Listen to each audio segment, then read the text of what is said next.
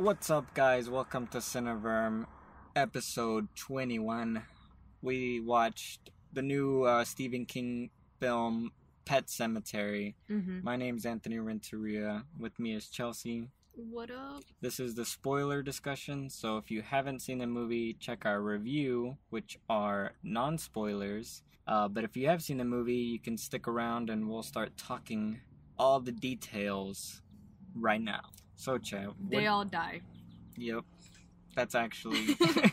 They all flip and die. Alright, so let's get to the big thing, which is that. What did you think about them all dying? I like how they all died. Really? Yes. That's the part I didn't like. What? Yeah. That's the part that I liked the most because it was so final.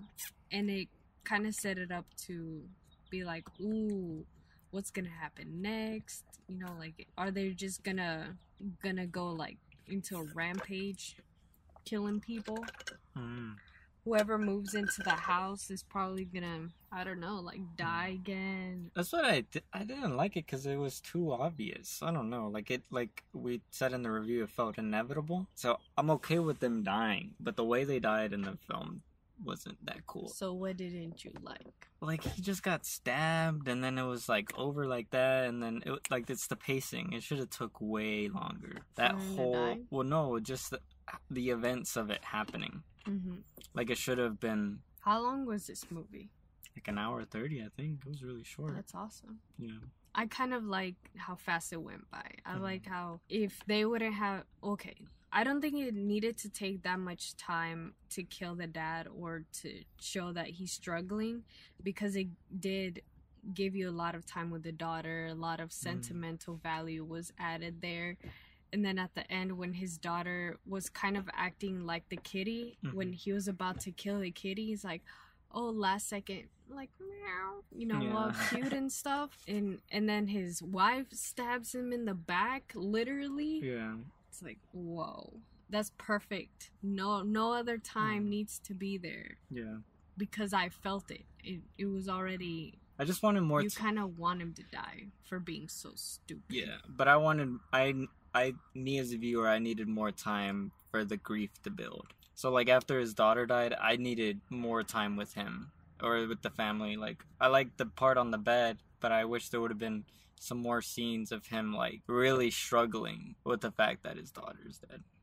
Like, it shows it, but I want to show the slow... I don't think he would have made that choice that quickly. Like, I feel like it would have took a couple days. And maybe in the film days did pass, but I would have liked to seen it. Like, him just, like...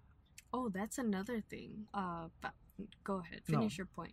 Oh, that I would have liked to see him start, like, me as a viewer being like, oh, fuck, he's losing it. And then, like, each progressive day, you can see in his eyes that he has to go back now. Yeah. Instead of it just being, you know, it happens, they see the funeral, they're on the bed, and then the next day she leaves, and then he goes to judge, you know, like, it was too quick. I needed some more time. I would have liked to seen them, like, maybe even fight, or not fight, but, like I would have loved to seen the discussion of her leaving, you know, like, stuff like that. Because I think about Hereditary, and how they handled the daughter's death. It was perfect. Go ahead, go say what you were going to say. I was going to say that from the very beginning, you couldn't really tell how much time was passing in this film, because they mentioned, oh, the mom is freaking out, right? And then the dad came up and started comforting her, and then he said, Ellie's birthday is next month or something like that. Yeah. And next scene week. It was, or next week, and then next week happened in the next scene. Yeah. And then a couple months later, it was but scenes before that, it showed they were at the home. It's their new home. And then next, everything's already unpacked. Yeah. Next, he's already going to work. You know, like, there's a lot of time jumps. Yeah. That were really confusing at times. Because you just miss the whole moments of them processing everything. Made me realize that, maybe it would have been a better idea to take more time with them, how you're saying. Yeah. And maybe they even did shoot that stuff. It just became do we need to make this movie move? You know, people like that snap. People don't care about this snap. It did feel like a little over edited. If there was if that footage did exist, Mm-hmm. it does feel like the editor and the director, I don't know, they cut too much. So you would have had added more of the grieving moments after the daughter dies? Yeah. And where else would you have added it? I would have added more time with, like, I would have just set the whole movie in the father's perspective. Mm-hmm. Everything's through him. Like, in the book, I don't remember, it might be in the where I didn't get to, but I don't remember the mother having a sister that was like disabled and stuff, and like deformed and had like looked like really bad scoliosis or some kind of bone deformity or disease or whatever. Like that, I don't remember that being in the book. It could have been, maybe I forgot, but I didn't remember that. So I would have honestly probably scrapped that whole storyline. Then how would you have made her a weak character? Because her point was that you're showing what the father's really feeling like at certain points with her acting, right? Yeah. So how would you have changed it to fit? Because you can't have two parents like, oh, what the hell, you know? Yeah.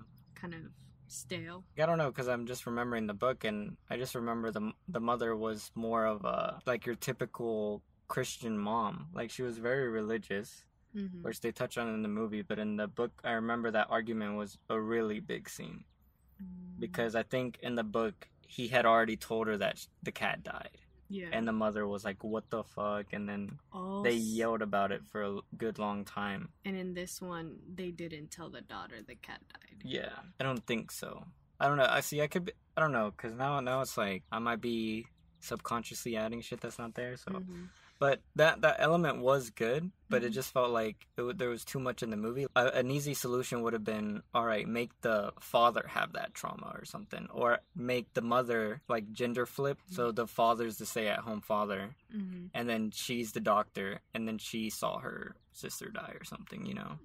Like, and just kind of collapse those elements into one character and then just really focus on that character. I think that would have been cool. I like the element of him being a medical personnel, because they normally can stomach more things than the average person. Yeah. Which he probably is not scared. He probably, you know, knows how to control his heart, know how to keep going and stuff. Yeah. Yeah, because he's a very logical person. Yes. Yeah. And then things don't scare logical people that much, even if it's scary dreams, you know. For me, if I would have seen that little boy or like that teenager with his head messed up in my dreams, there is no way in hell I would have followed him. No way. I would have covered my eyes with my wife. Take her first. I agree. And I think some more time in the beginning setting up his logicalness and maybe setting up the wife as the spiritual one could have been a cool. Yeah. I mean, just from the seconds of him reacting and asking for things while his nurse was not reacting and staring, I was like, whoa, this guy really knows how to hold down his shit. Yeah, that scene was very interesting because in the movie in the book it was such a big scene too, and everyone was panicking and freaking out, and there was blood everywhere, and he had worked in a ER for so many years that he was like good with it, and he was doing his stuff or whatever. So it wasn't like a shock to him. It was just surprising, like, oh shit, it's happening here. Yeah, which is something that they did say, right? Yeah, they did. So that like, I was really happy they kept that scene because I was like, oh, they're probably gonna cut that out because it didn't really have to do with the pet cemetery. Yeah. But I do like how they kept it and how bloody it was. Like, I like how it was like something on his arm, but his bone was sticking out, and I was like, damn, that sucks. And his collarbone. Yeah. And his leg. Like, that was a horrible accident. Yeah. So a car hit him? Yeah. I just can't imagine having saved someone and then having a wife or whoever telling you like, oh, whenever you die you go to heaven or something like that. Yeah. And how trippy that must be, seeing someone in your dreams trying to like tell you to do something, and then it more like reinforces the fact that there's no heaven.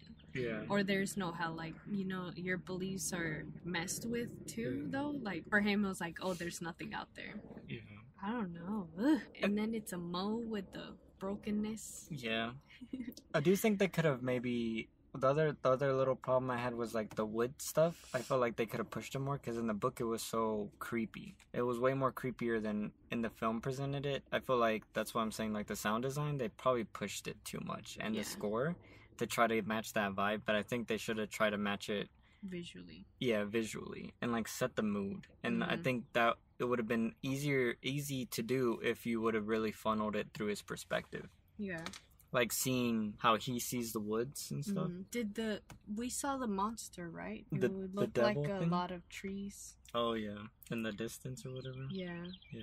That was actually really scary. Okay, so let's do some what ifs. Okay. We live in that house. Uh-huh. Princess dies. Mm-hmm. You taking her up there? Taking her up there? Would you bring Princess back? Probably. Damn it, Jay. Why? Because he's the nicest cat I've ever met. All my other cats aren't that nice.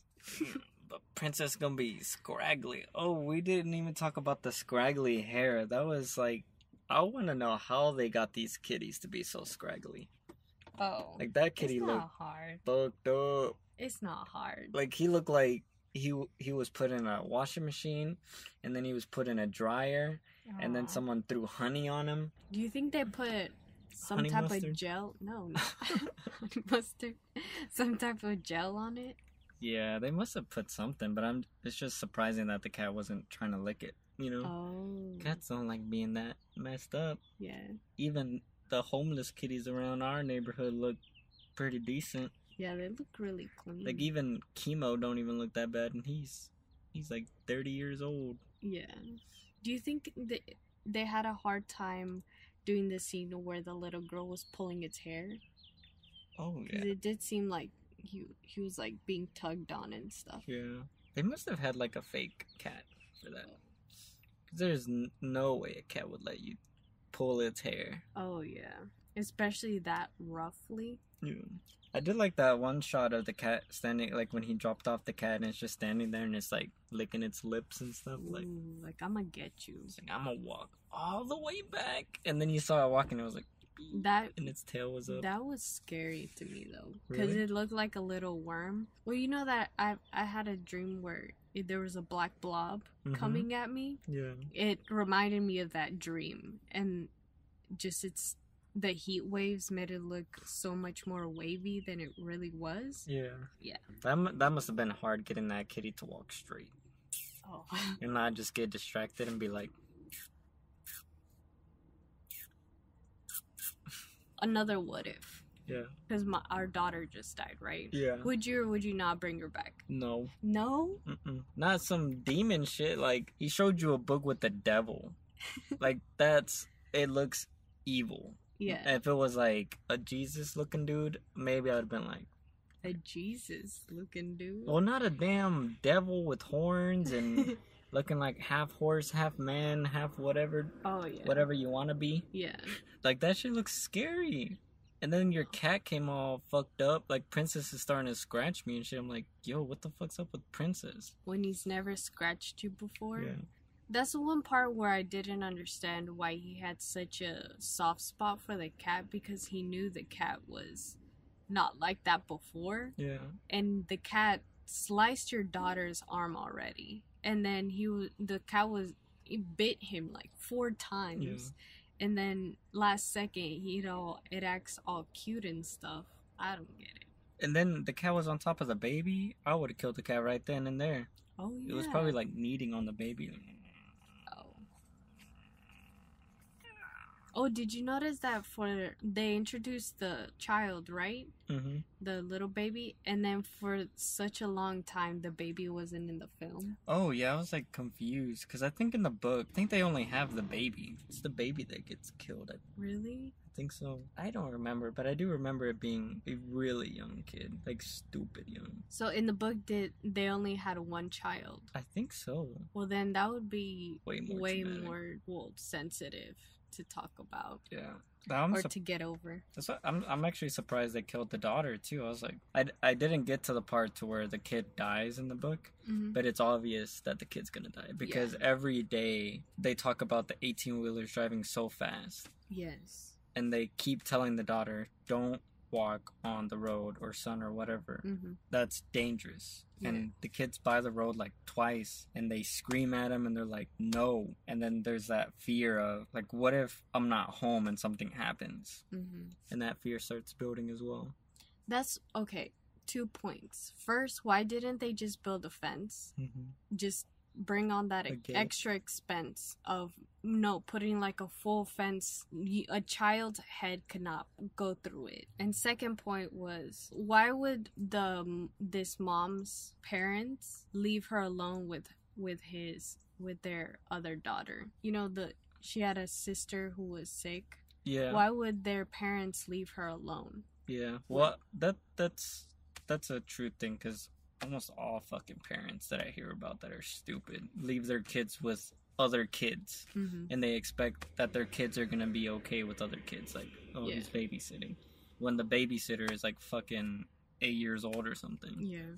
So, and then it makes even more sense because probably her family was fucked up, probably could barely afford health insurance for the other kid because the kid wasn't even in a hospital. So they're probably out working 2 shifts or something. I don't know. Like that, I like how traumatic that was, because it was like, that's like some scary shit. And then especially I like how you almost imagine it through the kid's perspective, that her disability or whatever, her deformity or disease is really scary to a kid, because it's way scarier than it really is, you know? And then, I'm pretty sure her sister didn't look like that. That horrible. Yeah. Like it was a fear exaggeration, and then you have to feed her through this damn thingy, and then she had to physically take it to her. But it's scary every time. Yeah, I don't know. And then the food they were giving to her, I was like, that looks like bland oatmeal for dinner. Yeah. No, you need to give her a good old sandwich with some delicious protein in it. Fuck, I would be very upset receiving white soup. Yeah, but honestly, the parents would have gone to that they would have lost custody over their child if they had 2 children. One child was disabled, fell through an attic thing while they weren't home. They would have she would have been adopted. But so maybe she would that have lost custody. I think so. When a kid dies in a house unattended, and that kid is disabled. Oh, and that's another thing. I don't know why the grandparents were looking at the dad so judgmental. Like, you let our granddaughter die, when they literally let their own daughter be taken care of by a kid and then she died, you know? Oh, yeah, that was the same parents. Yeah, that doesn't make any sense. They should have been in fucking jail. Yeah. Now that you said that makes a lot of sense. But before I was like, yeah, I would look at someone like, your kid got ran over. It's still like, where were you though? You know? Yeah. Like, you can't help but look at them like, what was happening? Yes. And that's another thing. There were so many eyeballs at that party and no one saw the daughter. Yeah. And it took him to look for his daughter. Yeah. But that was really sad. Imagine, it's like your kid dying on Christmas, but worse, because it's on his her birthday. Yeah, I forgot about that too. Damn. And how old was she gonna be? Like 13? No, she was like 11 or 12. Oh, 12? That's still pretty young. That was fucked up. Which is really awesome how this film plays on a couple fears, like the fear of your kid dying before you. Yeah. The fear of trying to be really realistic to your kids and tell them about, sex and death without trying to traumatize your kid. Yeah. And the fear of having your support system, which is your husband or wife, break down while you're breaking down. Yeah. And contradict your ideas. Yes. Not being able to protect your family in general. Yeah. What'd you think about the direction and cinematography and stuff? Ooh, cinematography is how it looks, right? Yeah, the visuals, the camera work. I really liked the one shot where it was the father and the recently revived daughter. on the bed, and you see the camera, it was like turned sideways. Oh, yeah. And then you just see the daughter higher than the father. Like, it's kind of made me feel like they were in their caskets, and you saw them already. They're both dead, right? But it was like, she's gonna kill you type of thing. Yeah. But I like how she was like, I love you, Daddy. Yeah, and then he cried. And that shot design, I don't know how they did that. It looked like they actually elevated the bed. Like, the bed was actually not realistically flat, and then they had the camera kind of pointing up, so it felt way off edge, which is a really cool idea, like breaking reality to heighten something. So like that, you could apply that to any, like if someone's having a nightmare, you do a normal shot of them, but then their bed is sideways. You won't logically think about it while you're watching it, but then it will give you a sense of something's off, you know. So that's really cool. There was one transition I liked where the casket going down, and then you go down into their bedroom and stuff. That was a cool shot. Or whenever the dad would go in his dream, he would go through the doorway, and then he would just be outside. Oh, yeah. I thought that was really cool. The only other time that I've seen it where it looks decent was the Scott Pilgrim, where it like goes into, he's in a school or you know, stuff like that. Yeah. And he goes through a door and he's with his friends. Yeah. But this one, it looks so much better to me because where he was getting out of was always super dark, and it seemed like he was going into a better place, which was kind of like the creepy part of it, because it always seemed that was the way to go. They did pull that off really well. And then it was interesting because they even, like when he walks out of his bedroom, the bedroom looks like it's in the forest. Like they changed the lighting to match that because there's like branch shadows casted in the bedroom. And then he opens the door, but it's the door to his bedroom, to his hallway, but it's a door to the woods, so it looks like the woods. So it's like a nice match. It wasn't just him walking out of his bedroom and the lighting is the same and then he's in the woods. It's like you are already prepping visually the audience for the transition, which makes it super seamless. There's also moments where there would just be super darkness. And I don't know, there's very few moments where I thought, oh, this is too dark, I cannot see what is going on. Well, not a few moments, but there was no moments like that. You could always see everything. It was like, I like how they purposely casted a lot of the characters in shadows, like dark blobs, but you still saw the outline of them. Okay, the only person that I really wanted to die was the mom, because she was irrationally trying to rationalize why she was irrational. That makes any sense. And it made me angry why she was like that, and I was like, just kill her off, man. But even when they actually killed her, I felt so bad for her because it was so brutal, and it was, even though she was like that frantic, she still put her son over her and saved her son. But for the dad, I kind of wanted him to die too, because he didn't have the stomach to kill his cat. So it's like, how are you gonna kill your daughter? You know, like, you're already gonna die. So it was like, yeah, he's gonna die. You already accepted it. And then for the daughter dying, that was the hardest part for me to watch, because I didn't want any of them to start the cycle, even though it was already started with the cat. It's like, oh, obviously a human's gonna die next, so I don't know. But it was so hard to watch her, because it showed her and then she was on the floor, and then you saw her like hands, and it was so sad. But it was interesting because they didn't put any blood on her or on the tank thing that fell. It was like there was a little blood, but not that crazy. I think now that I'm thinking back to it, I would have flipped it. I would have had the daughter kill the father. Whoa. And then the mother and the child are trying to escape. I think that would have been a really cool element, because then the father could be bringing up, it's like, you can't kill me. Or, you know, like bringing up the fact that it's her fault that her sister died. Yes. And it's like, I'm just gonna make you pay for your sins and stuff, or whatever. Since she's religious, like, play on her religion, because it's her fear. That would have been a cool element. Because the father, like you're saying, would have never killed the daughter. But then having a moment where the father's like, alright, I have to kill her, and then the daughter realizes, and then do the whole key, like, oh, I'm sorry, daddy, and then him die, and then the mother like, oh my god, and then trying to run away. I think that would have been a cool But how switch. would the daughter drag a big old man? Yeah, that's true. She had to go over the first obstacle, and then she had to carry him up the stairs and then bury him. Oh yeah. Even for a dead child, 200 pounds is a lot. Yeah, that's where it gets. But that's where it would make sense that she would kill her mom first, though. Yeah. Because her mom was way lighter. Well, damn. Do you think it was hard, acting-wise, to make the neighbor feel like he was actually trying to help in some moments?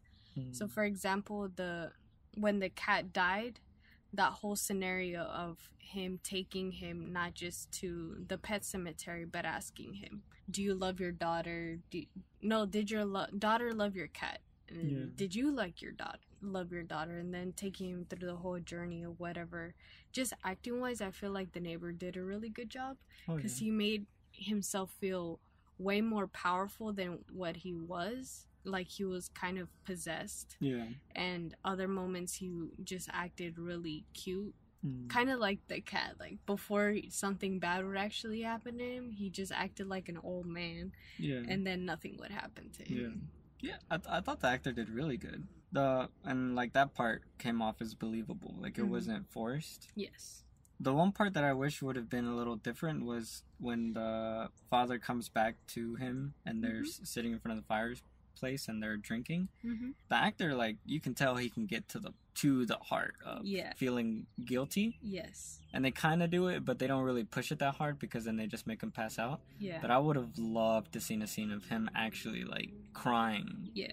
Like, I feel like it's my fault that what happened, because I took your cat up there, you know? And I think that would have been such a powerful moment too, because we never see the dad really, like, lose it. Like, he cries and stuff, and you can see the pain, but it would have been really cool to have the old guy really, like, vent how sad he is and everything, and then he's drugged, and then, like, have him cry, like, heavily, and then... Oh, sorry, go ahead. And then him just slowly pass out, and, like, maybe just mumbling, like, I'm sorry, over and over again.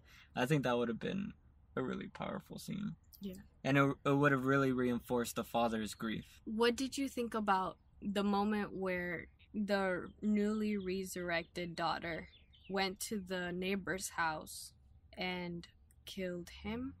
But more specifically, when she became his wife. What did you think about that moment? That was a cool transition. Like, her face kind of melted into the grandma's face. In the book, his wife is alive. So I don't know if the wife dies and then maybe the grandpa takes her up. Like, there's a lot of... all the ending is really, like... I'm really wanting to read the book, because I'm like, shit. Well, I was thinking, because she said, you did cause this, and then you have to die or whatever. It made me feel like, what if that grandpa guy was actually a really shitty person in the book? Yeah. Like, he beat his wife, or he did stuff to his wife, and he just played it off as, oh, she was sick. You know, kind of a very malicious person with very malicious intents, which would add more to the fact that he knows how to act innocent, but at the end, he, like, basically the whole manipulation. Yeah. So he manipulated his wife to do certain things, and then his wife just at the end died because he was being so shitty. Yeah. Like, one day he just went too far. Yeah. And then I just imagine Stephen King writing about how he was crying at her funeral, and then you know, like some malicious stuff like that. Yeah. There's big possibility for that, and I can see how you can imagine that. Yeah.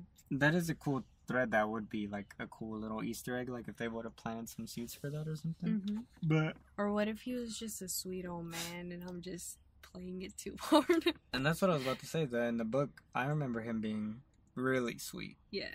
And then his wife is about to die. Like, it's obvious she's, like, on her deathbed, basically. Yeah. But she's extra sweet. And she's just the sweetest old lady, and he's making her sweet tea, like your typical old people southerner type thing. Mm-hmm. It's a very interesting element that I'm surprised they cut that part, because that would have been an interesting part, but again, time. Yes. So it is cool that, like, I wasn't expecting him to see the grandmother, and then she was all like, you started this, and I was like, wait, did he end up taking his wife up there? Yeah. And then maybe killing her? Because he had a gun and a rifle. Oh. So it's like, did he go through that cycle at some point? Yeah, or kind of like he was lying about his dog dying, or how his dad killed the dog. What if he just let his dog kill everyone? Oh, yeah. You know? And then it was when it was turning back on him that he decided to kill the dog. I don't know. There's a lot of outside what ifs that makes this story really interesting. Before what they had, I feel like what they kept was really good. Yeah. At least for me. They kept a lot of the soul of the story. Yes. Just from what I know, so. And it's so cool how Stephen King's stories are so easily transferable to a film, because he sets up a cool idea, which is, ooh, you bury something here, it comes back alive. Got you. And then you have the family.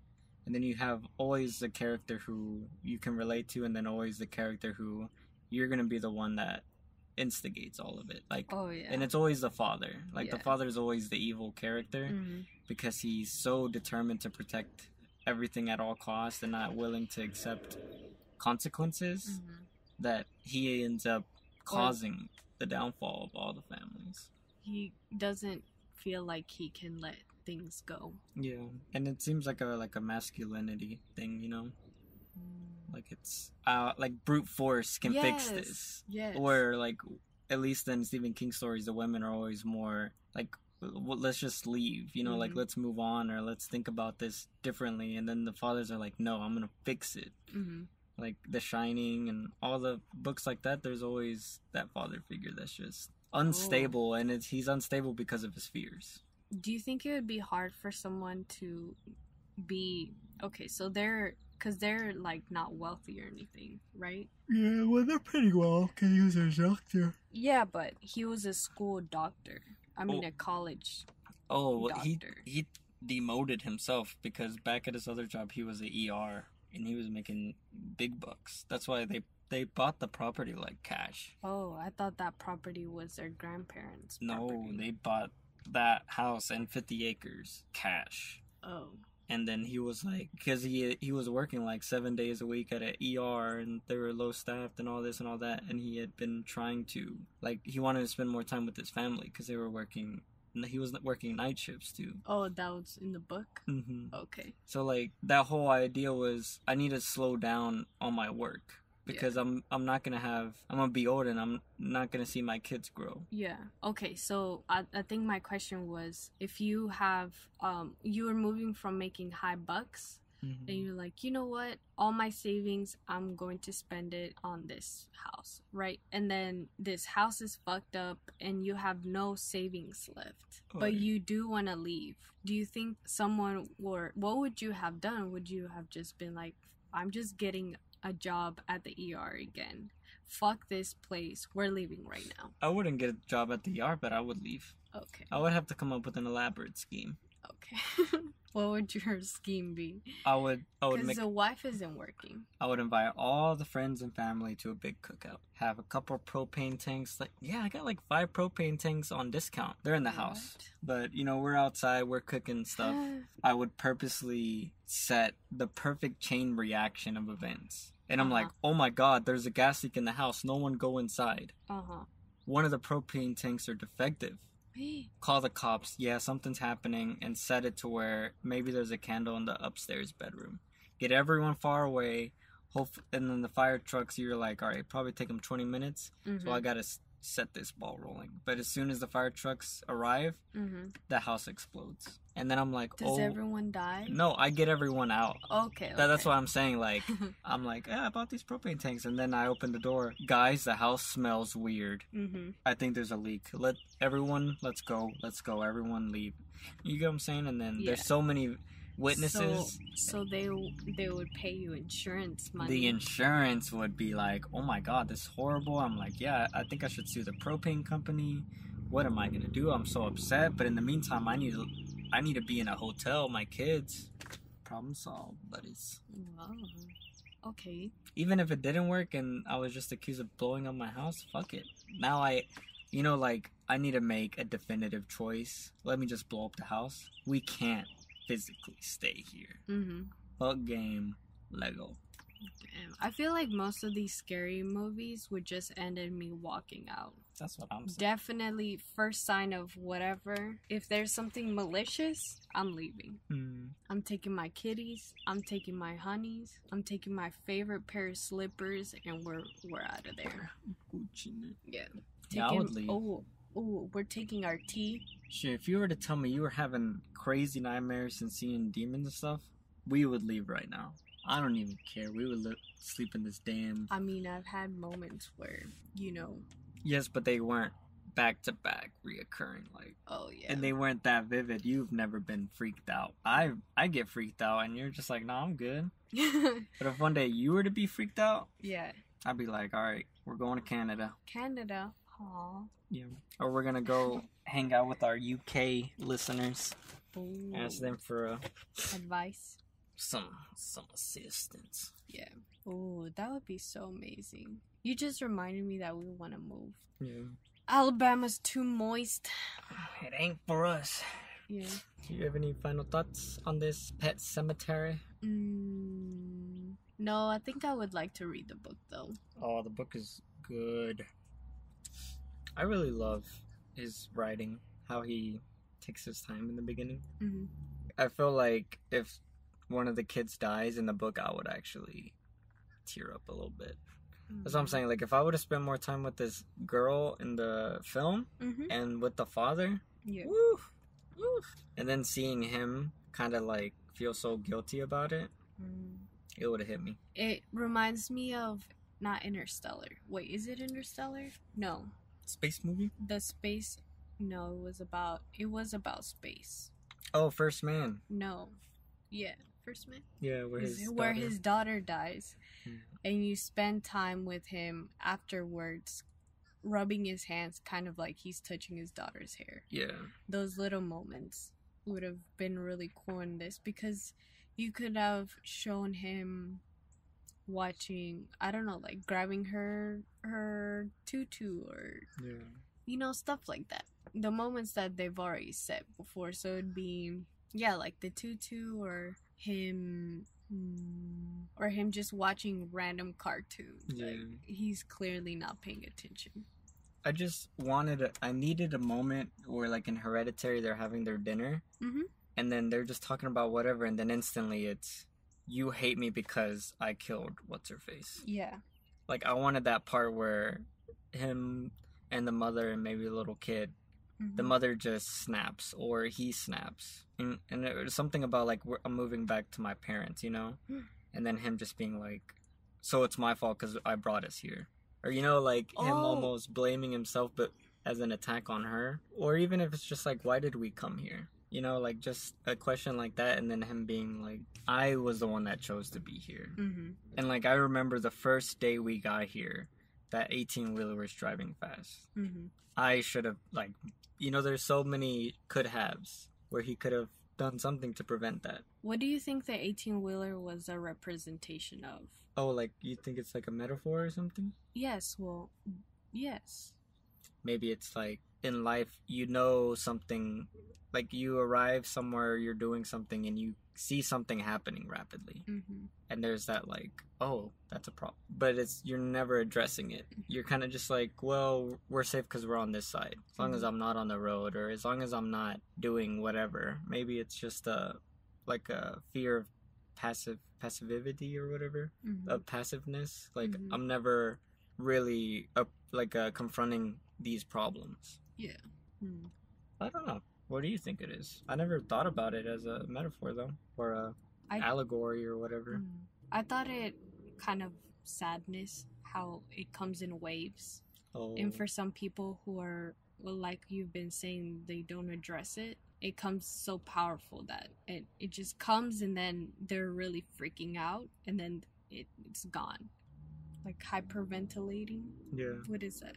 What causes that? Anxiety attack.